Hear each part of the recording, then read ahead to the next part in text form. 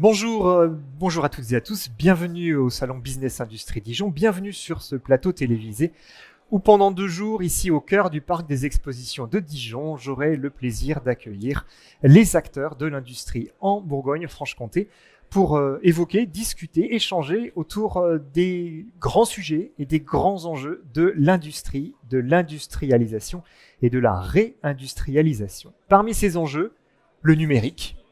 Bonjour Francis Lelong. Bonjour. Vous êtes le PDG d'Allegria Group. Vous allez nous expliquer en quelques mots quel est le métier de votre entreprise. Mais d'abord, quelques mots sur votre parcours personnel. Vous êtes dans la tech, dans le numérique depuis toujours ? Ah oui, depuis toujours, parce que je pense que j'ai fait mon premier site internet en 91 quand j'étais à l'université à Nancy. Et donc, ça fait quelques années, effectivement, 30 ans de carrière avec une première partie dédiée au e-commerce pendant 10 ans. J'ai créé sarenza.com à l'époque. Très belle expérience. Une petite success story quand même. Une petite success story du e-commerce, voilà, exactement. Et puis, en tout cas, start-up maintenant, arrivé à 50 ans. Et la dernière s'appelle donc Allegria Group, qu'on a créé avec mes 2 associés, Christelle et Thomas, il y a 4 ans. Vous êtes basé à Paris, mais ça, c'est pas grave. Vous intervenez ici, notamment en Bourgogne-Franche-Comté. Oui, je suis presque un régional de l'État parce que je suis né à Metz. Donc, voilà, j'ai beaucoup d'amis à Dijon. J'ai fait mes études à Lyon. Donc, on est vraiment dans cet axe Luxembourg, Metz, on va oublier Nancy, Dijon et Lyon. Allegria Group, quel est son métier ? Quel est votre métier ? Eh bien, écoute, nous, on accompagne les particuliers et les entreprises dans la prise en main de l'intelligence artificielle, des automatisations et du no-code. 3 technologies qu'on va mettre ensemble, ça c'est très important. Presque 3 gros mots. Sur lesquels on va s'étendre à quelques instants. Exactement. Alors, poursuivez sur les services. Voilà, exactement. Donc, on fait à la fois de la formation et de l'éducation pour les particuliers, avec du CPF ou pas d'ailleurs, des formations qui vont de 30 heures à 800 heures, jusqu'à des formations diplômantes avec de l'alternance pour tous les âges et toutes les compétences. Ce qui est très important pour nous, c'est de permettre à chacun de pouvoir se former sur ces nouvelles technologies dont on va tous avoir besoin. On peut plus se contenter de voir d'Excel PowerPoint aujourd'hui. On a besoin de monter en compétences et on veut faire en sorte de pouvoir accompagner tout le monde. Donc ça, si on est un particulier qu'on a envie de se former, Allegria Academy est fait pour vous. Et puis ensuite, on a Allegria Solutions où là, on accompagne les entreprises dans leur démarche vers l'intelligence artificielle, l'automatisation et le no-code.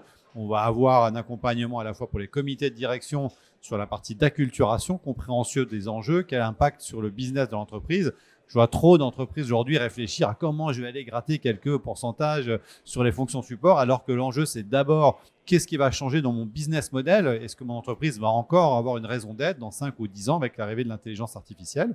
Et puis ensuite, on va former les équipes pour concrètement passer à l'IA, aller déployer l'IA dans les entreprises. Et puis, si ce n'est pas suffisant, on a de la prestation de services pour mettre en place ces solutions dans les entreprises également quand ça devient trop complexe. Le faire vous-même. Exactement. Nous, c'est ça l'objectif, c'est de faire en sorte que les équipes puissent déployer de manière la plus concrète possible l'IA dans leurs entreprises. Et bien évidemment, on sait que ce n'est pas toujours possible, mais là, on est là aussi avec la prestation de service s'il y a besoin. Allegria Group, combien de collaborateurs ? 70 personnes aujourd'hui, créées il y a 4 ans et on rayonne dans toute la France. On a des clients à Lyon, à Montpellier, à Nantes, partout. Et des clients qui ont quel profil ? Alors, on va de la start-up au grand compte. On a fait des très beaux projets avec L'Oréal, la SNCF, GRDF, projet pour les Jeux Olympiques d'ailleurs aussi, de supervision du réseau de Paris. Mais on a aussi des PME, on a des ETI, des sociétés industrielles, une blanchisserie industrielle de 300 personnes en Vendée, des sociétés également de la vidéosurveillance industrielle à Montpellier. Voilà, donc on va dire que à partir de quelques dizaines de collaborateurs, si vous voulez passer à l'IA, on a des solutions pour vous. C'est très important de le dire ici parce qu'en Bourgogne-Franche-Comté, vous le savez, le tissu industriel est très largement composé de PME, quelques ETI, mais beaucoup de PME qui se disent, a priori, l'intelligence artificielle, c'est pas pour moi. C'est inaccessible à la fois technologiquement et financièrement. Vous allez probablement démystifier tout ça pendant la vingtaine de minutes que nous partageons sur ce plateau de Business Industrie Francis Lelong. IA, automatisation, no-code, les trois activités, le cœur de métier triptyque d'Allegria Group. Comment on définit les uns et les autres? Automatisation peut-être pour commencer par celui-là. Oui, et ce qui est important de comprendre, c'est que souvent les gens me disent « Ah, mais moi je suis passé à l'IA, j'utilise Microsoft Copilot ou je fais du ChatGPT ». Mais c'est que 5% de ce que les individus, les collaborateurs doivent être en mesure de faire dans les entreprises. C'est super important de le comprendre. Et si on prend juste l'automatisation, par exemple, ben on va très vite comprendre que, par exemple, pour envoyer un document en signature avec un outil type DocuSign, eh bien, soit on va dans DocuSign et on prend 10 minutes pour charger son fichier, mettre l'emplacement de la signature et l'envoyer à l'utilisateur, soit directement on va être dans son CRM, dans son outil de gestion de la relation client et on va avoir un bouton. Quand on va cliquer dessus, ça va automatiquement envoyer le document pré-paramétré à DocuSign qui va lui récupérer la signature électronique et j'aurai d'un côté passé 15 minutes, de l'autre côté 10 secondes à cliquer sur un bouton. Ben ça, c'est l'automatisation. Et il y a des tas de capacités de choses à faire avec l'automatisation. Par exemple, les relances pour les paiements impayés de ses clients. Personne, bien évidemment, n'a de clients qui payent en retard. Non, ça n'arrive pas. La récupération des notes de frais, la gestion des entretiens annuels dans l'entreprise, l'onboarding des nouveaux collaborateurs. Tout ça, ce sont des sujets qu'on peut entièrement automatisés avec les bons outils et surtout qui sont accessibles à chacun sans avoir à écrire une ligne de code. C'est ça la nouveauté. C'est le no-code. Voilà, on fait du Lego et donc de l'automatisation, on en arrive effectivement au no-code parce que malheureusement, ce qu'on constate dans les entreprises la plupart du temps, c'est qu'on n'a pas de culture de la data, on n'a pas cette culture product, cette compréhension de la capacité de mettre tous les outils en œuvre, faire du Lego. On voit beaucoup d'entreprises encore où il y a des gens qui vont faire des exports CSV d'Excel pour ensuite les importer dans un autre outil. C'est fini. Arrêtez d'utiliser Excel. Il faut passer aux outils d'aujourd'hui. Moi, je viens d'un monde où j'étais une star dans les années 90 parce que je savais faire des PowerPoint dans l'entreprise où mon patron avait mon âge d'aujourd'hui. Eh bien, aujourd'hui, je suis aussi ringard que lui à l'époque si je ne sais pas utiliser ces outils. Et il faut absolument y passer. On a à la fois un enjeu effectivement de risque de perte d'emploi, de risque de compétences, qui est très important bien évidemment pour en particulier les gens de ma génération. Mais on a aussi des formidables opportunités à aller chercher. Et moi, je vais regarder aussi cette partie-là pour les jeunes en particulier qui viennent se former chez nous parce que le monde est en train de changer. Le coût de la technologie diminue très fortement grâce à ces outils. Et aujourd'hui, ça n'a jamais été aussi accessible. Le no-code, c'est la possibilité pour chacun, pour chaque collaborateur presque, de créer lui-même l'outil dont il a besoin pour remplir sa tâche. C'est exactement ça. Et c'est aussi simple que ça. C'est aussi simple que ça, parce qu'aujourd'hui, si je prends par exemple un département marketing, il y a 20 ans, il y avait Photoshop et puis ça s'arrêtait à peu près à ça. Aujourd'hui, dans un département marketing, on a besoin de faire des questionnaires. Donc, on va utiliser un Google Form ou un Typeform. On a besoin de faire de l'emailing. On va utiliser un Brevo ou un Mailchimp. On a besoin de faire des sites web. On a besoin de faire des landing pages. On a besoin de faire de la data vis. Pour tout ça, il faut des outils. Quand vous êtes tout seul face à l'ensemble de ces outils, d'ailleurs, dans la plupart du temps, vous ne savez pas trop comment les choisir parce que vous n'avez pas été formé pour, mais qu'en plus, chacun est siloté et ne communique pas avec son petit voisin, vous êtes dans la panade, c'est très compliqué à piloter, bien évidemment. Donc, le no-code, ça va vous permettre de mettre en place très concrètement des solutions digitales, des workflows, par exemple, des process de validation de factures, des process, des campagnes marketing, d'automatisation, du sales automation pour automatiser les séquences sales. Moi, par exemple, aujourd'hui, mes posts LinkedIn sont entièrement automatisés avec une intelligence artificielle qui récupère des articles sur l'IA et qui me les transforme en posts LinkedIn. Je n'ai plus qu'à les relire. Il y a encore 6 mois, je passais 1 heure à faire un post LinkedIn. Aujourd'hui, j'y passe 5 minutes. Ça, c'est grâce à l'automatisation et au no-code. Et bien évidemment, à l'IA qu'on va rajouter pour faire des choses incroyables aujourd'hui. Donc, c'est du sur-mesure par essence. Et c'est ça qui est absolument génial. C'est très important. On fait ce qu'on a besoin à l'instant T très vite. Et alors, l'IA donc, qui arrive, donc automatisation, no-code et IA. L'IA qui arrive, on injecte de l'IA dans tout ça. Et là, ça change tout. Aujourd'hui, ça change tout. Oui, ça change vraiment tout parce que les cas d'usage sont absolument incroyables et je vais vous donner encore un exemple très concret.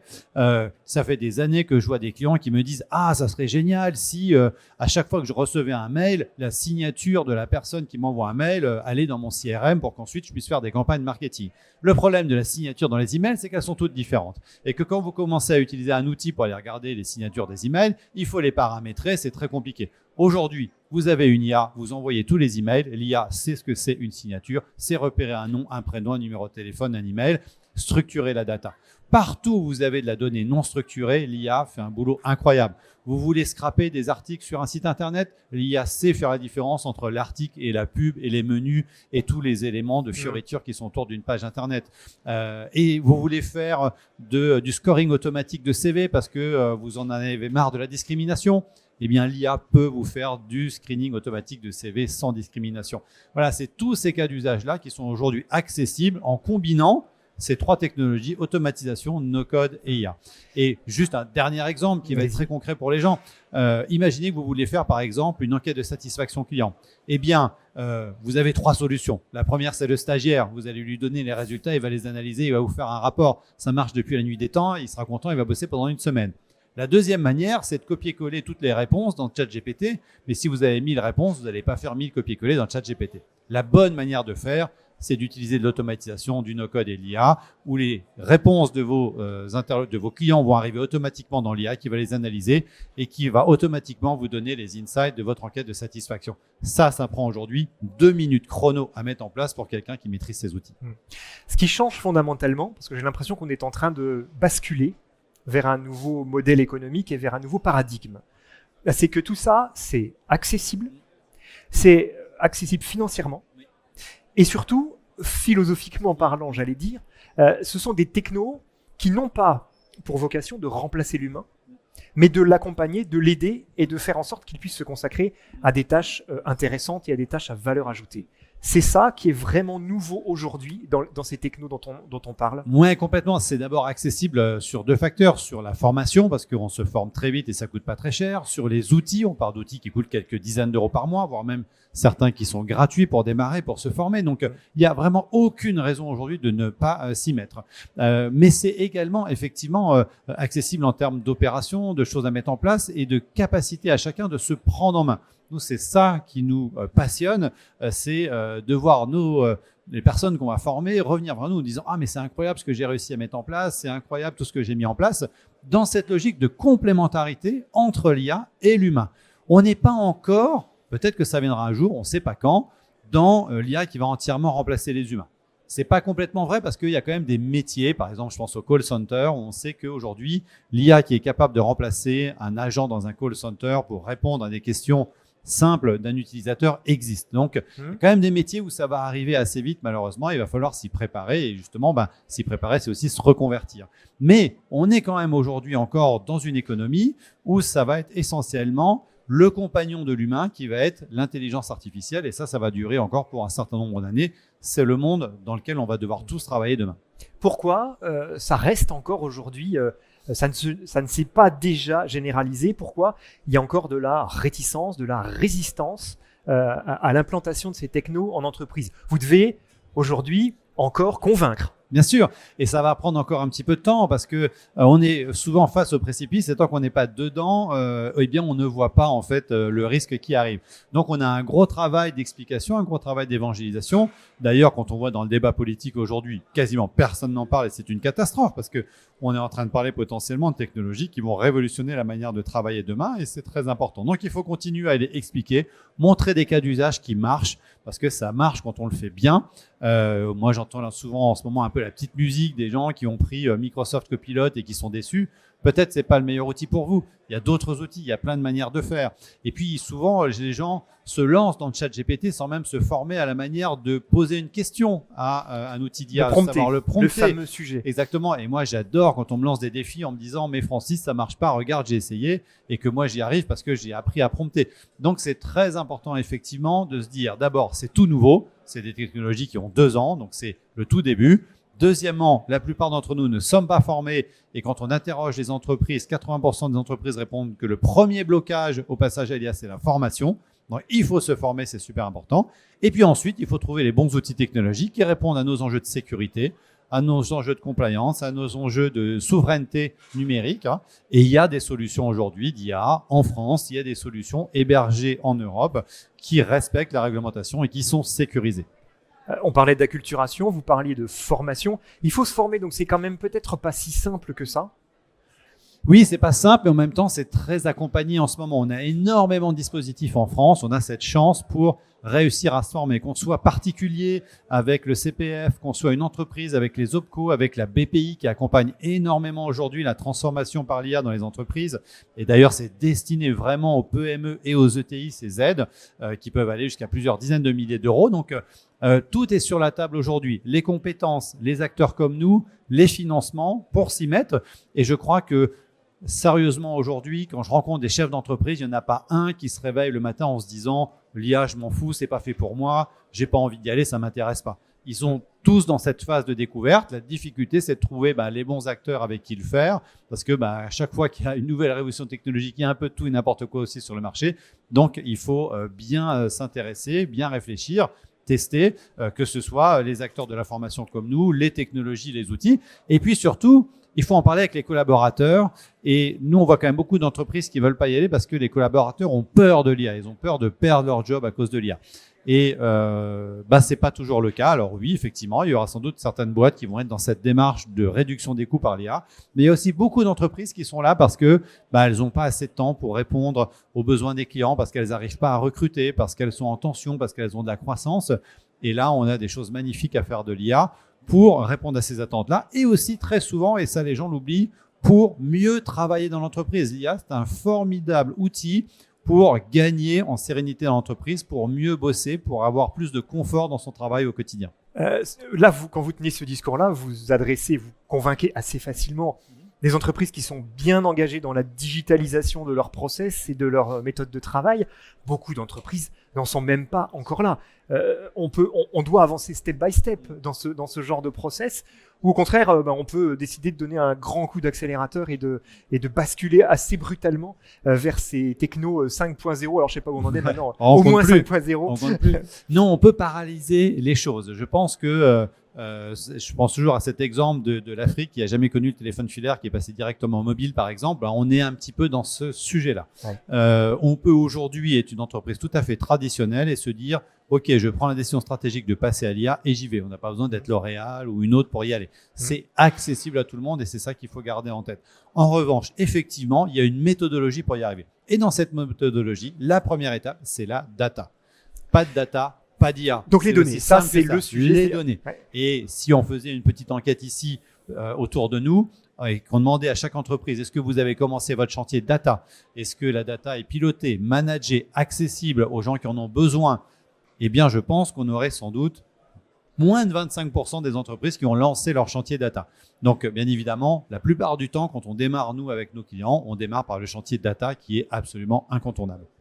L'une des objections que l'on émet à la digitalisation, à la numérisation, à la bascule complète de l'entreprise vers des systèmes automatisés, c'est l'enjeu de la cybersécurité, de la maîtrise de ces données d'abord, et puis de la sécurité des données. Aujourd'hui, on peut tenir un discours rassurant sur ce sujet-là. Alors, rassurant, oui et non. Je vais vous donner l'exemple de ce matin, de la conférence que j'ai adressée ce matin sur le salon. Dans l'audience, aucune des personnes qui étaient présentes n'avait fait l'effort d'aller mettre le paramètre dans le ChatGPT qui interdit à ChatGPT d'entraîner son modèle sur les données que vous lui partagez pour faire vos prompts. C'est très simple, c'est juste un petit toggle à aller chercher dans les paramètres de ChatGPT. Personne ne le fait. Donc, on a quand même aujourd'hui à la fois un enjeu de gens qui font ce qu'on appelle du shadow IA, c'est-à-dire qui vont utiliser ces outils avec des données de l'entreprise dans la version gratuite de ChatGPT, sans avoir interdit à ChatGPT d'apprendre sur la base des données qu'on va lui donner de l'entreprise qui sont souvent confidentielles. Oui. Et de l'autre côté, l'impérieuse nécessité de l'utiliser au quotidien, parce que si les gens utilisent ChatGPT au quotidien, c'est que ça leur apporte un vrai service et qu'ils sont donc plus efficaces. Donc, on en revient à la formation, c'est-à-dire que le sujet de la sécurité dans l'IA, comme dans tous les sujets de cybersécurité, il est d'abord fondamentalement un sujet humain. On sait très bien qu'aujourd'hui, 70 ou 80% des attaques cyber, elles sont liées à une erreur humaine, quelqu'un qui a cliqué sur le mauvais lien, quelqu'un qui a répondu à un email, quelqu'un qui a ouvert une pièce jointe qu'il ne fallait pas faire. C'est un peu la même chose dans l'IA. Les outils proposés aujourd'hui sur le marché sont sécurisés, il n'y a pas de problème. On peut avoir de l'hébergement en Europe, on peut avoir de l'hébergement en France, on peut avoir de l'open source. Il y a tout ce qu'il faut en fonction du niveau de sécurité où vous voulez vous placer. Mais il faut former les humains. L'IA est une affaire d'humains. J'aime bien cette cette affirmation presque paradoxale que vous nous proposez ce matin. On est entouré ici d'entreprises qui sont des entreprises industrielles. Donc bien entendu, elles ont des questions de gestion, de management, de RH, de communication que vous avez évoquées tout à l'heure, pour lesquelles vous avez glissé des solutions, des pistes de solutions.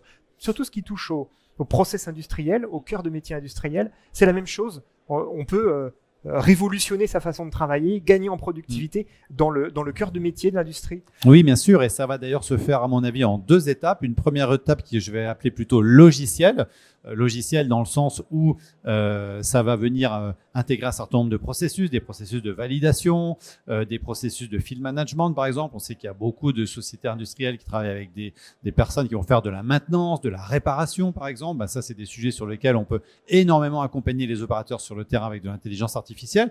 Ça, c'est un peu la première étape. La deuxième étape, c'est les progrès incroyables de la robotisation actuellement depuis l'arrivée de l'IA générative. Vous avez peut-être vu la dernière conférence de NVIDIA avec ces robots aujourd'hui qui sont dans le métaverse et qui apprennent en regardant des vidéos des humains. Ils sont des millions aujourd'hui en permanence, 7 jours sur 7, 24 heures sur 24, à apprendre à marcher, à apprendre nos gestes, à faire comme nous. Et ces robots-là vont arriver dans les usines dans les 4, 5, 6 prochaines années. Le robot humanoïde à la maison pour faire les tâches ménagères sera là dans les 5 années aussi. Il a été présenté par Elon Musk la semaine dernière. On est dans la phase industrialisation, dans la dernière étape de l'arrivée de ces technologies. Donc souvent on me dit, mais Francis, oui, l'IA c'est très bien pour les cols blancs, pour les gens qui sont dans les bureaux, effectivement les avocats, les médecins, tout cela, ils vont changer leur métier. Mais malheureusement ou heureusement, je ne sais pas, parce que bien évidemment, ça pose plein de questions en termes RH, effectivement, ici. Dans les usines, les robots vont arriver beaucoup plus vite qu'on ne le pense dans les années à venir, aussi grâce à l'intelligence artificielle, et il faut se préparer à cette révolution. Et d'ailleurs, ma conviction personnelle, on milite beaucoup sur ce sujet chez Allegria, c'est que ces enjeux sont beaucoup des enjeux RH et qu'aujourd'hui, sans doute, dans la fonction des comités de direction, celui qui est un peu le plus éloigné des sujets technologiques, c'est souvent des RH. Or, il va être au cœur de l'arrivée de l'IA dans les entreprises parce que l'IA, c'est des sujets de conduite du changement, c'est de la formation, c'est des changements de fiches de poste, c'est potentiellement des changements d'équipe, des recrutements, des licenciements. Tout ça, c'est au cœur des RH en fait. On comprend que ça puisse faire peur et aux dirigeants et surtout à leurs collaborateurs. Bien sûr, il faut avoir un discours de vérité. Ouais. D'accord ? Toutes les études prouvent aujourd'hui qu'il y aura de la destruction d'emplois à cause de l'intelligence artificielle. Il ne faut pas être dupe de ça. Mais ce n'est pas parce qu'on dit ça qu'il ne faut pas s'adapter. La période de transition va sans doute être difficile, c'est certain. Mais mettre la tête dans le trou ne servira à rien. Dire aujourd'hui que mon entreprise ne changera pas à cause de l'IA, c'est planter l'entreprise dans 5 ou 10 ans. D'ailleurs, une statistique très intéressante pour la première fois aux États-Unis cette année, 50% des patrons du Fortune 500 pensent que leur entreprise aura disparu dans les 10 ans à cause de l'IA. Donc c'est colossal. C'est pas la même révolution technologique que celle d'avant. On a tous vu les vidéoclubs disparaître, on a tous vu les agences de voyage disparaître avec l'arrivée d'Internet, mais c'était à chaque fois des marchés en tant que tels qui ont évolué, qui ont changé. Là, ça va être massif dans tous les métiers. C'est ça qui potentiellement doit faire peur, mais doit faire prendre de conscience. Il n'y a pas de fatalité à ça. Par contre, on va tous bosser différemment, ça c'est sûr. Ça va changer et ça va changer vite. C'est ça aussi qu'il faut avoir en tête. À l'image de votre entreprise que vous avez créée il y a 4 ans seulement, qui emploie maintenant déjà 70 personnes et qui réalise déjà 6 millions d'euros de chiffre d'affaires. Et c'est une belle croissance qui est en cours. Ça va aller vite, ça va aller très vite.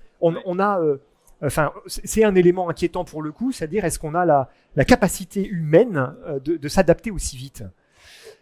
C'est ça qui fait peur en fait. Je pense que le propre de l'homme, c'est toujours sa capacité à s'adapter. Et moi, je me souviens déjà quand je faisais mon école, on me disait Francis, tu verras, tu devras apprendre toute ta vie. Les gens qui sont curieux, qui ont envie d'apprendre, pour eux, cette période va être une formidable opportunité. Et d'ailleurs, de manière assez contre-intuitive, je pense qu'effectivement, ça sera aussi l'humain qui va être remis au cœur de l'innovation, puisque le coût de la technologie va quasiment disparaître. Aujourd'hui, faire une application mobile qui coûtait encore 500 000 euros il y a 5-6 ans, coûte quelques milliers d'euros aujourd'hui. Et la technologie qui permet de la créer en quelques minutes aujourd'hui, comme Crispy par exemple, dans laquelle j'ai investi, existe. Aujourd'hui, vous le donnez à cahier des charges. En 3 minutes, vous avez 200 écrans qui sont entièrement designés pour faire votre application mobile. Ça n'existait pas il y a encore 6 mois. Donc ça, oui, ça va aller très très vite et il va falloir s'y adapter. Mais c'est aussi, comme à chaque fois, une formidable opportunité pour tous ceux qui prendront le train en marche et qui n'auront pas peur et qui se diront allez, on y va, j'y vais, je me forme et je vais trouver des opportunités et je vais révolutionner la manière de faire mon métier. Moi, je crois beaucoup à ça. Ouais. Par contre, bien évidemment, est-ce que notre modèle économique au sens large, capitaliste dans lequel on vit aujourd'hui, qui est fondé sur la croissance financière et également la croissance démographique, deux termes qui peut-être vont disparaître dans les années à venir, va perdurer à cela? Peut-être pas, et il faut qu'on y réfléchisse. Votre plus beau projet avec Allegria Group?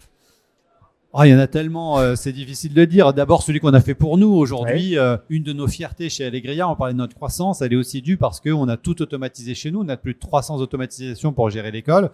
Aujourd'hui, pour vous donner un seul chiffre, on a 5000 étudiants, 4 personnes à l'administration.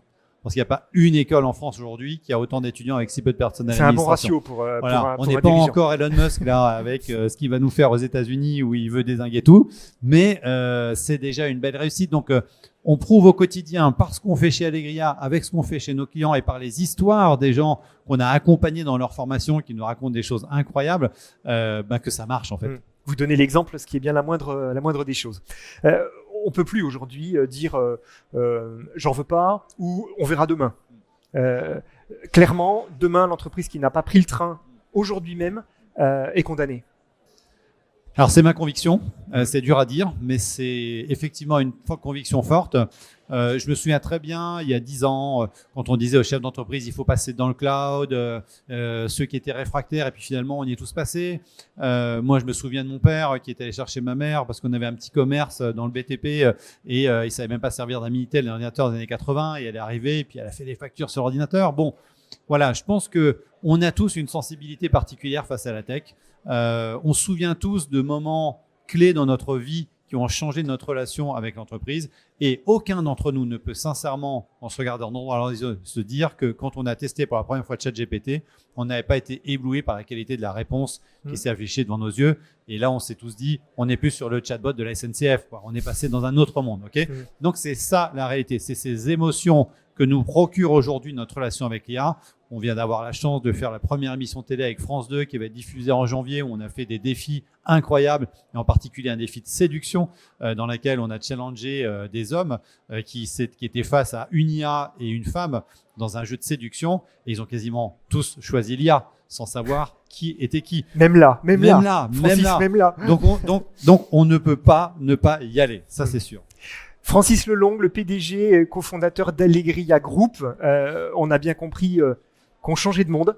Voilà, c'est ce qui nous attend et on est en train de changer de monde et on est en train de changer de monde à toute vitesse. Merci infiniment pour vos explications et surtout pour votre enthousiasme et votre pouvoir de séduction. Je ne sais pas s'il y a de l'IA en vous, mais en tout cas, vous avez réussi à nous convaincre. Et je suis là toute la journée, donc avec plaisir pour rencontrer tout le monde. Sur ce salon Business Industrie Dijon qui nous réunit aujourd'hui et demain au Parc des Expositions de Dijon. Bonne journée, bon salon.